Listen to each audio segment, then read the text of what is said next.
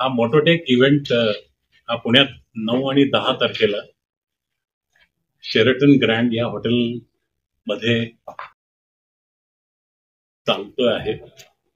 या इव्हेंटमध्ये प्रायमरीली 150 ते 200 डेलिगेट्स पार्टिसिपेट रजिस्ट्रेशन झालेलं आहे आणि त्यात जवळजवळ 43 स्पीकर्स वेगवेगळ्या विषयांवरती ज्यांच्यात त्या विषयांच्या बाबतीतलं प्रभुत्व आहे ते बोलणार आहेत, नॉलेज शेअर करणार आहेत आणि ह्या नॉलेज शेअरिंगच्या प्रोसेसमध्ये बरेचसे काही वेगवेगळे प्रॉब्लेम्स डिस्कस केले जातील इंडस्ट्रीजचे.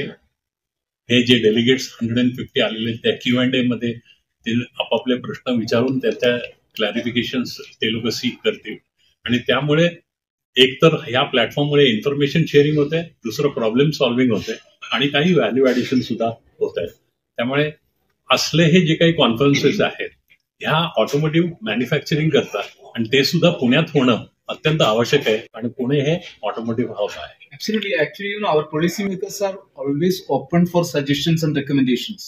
And we, as a media house, we as a event organizer, what we are trying to do is gather people, gather experts from various practices, come together and engage in a dialogue, which can bring certain conclusions, actionable conclusions, which we can forward to policymakers.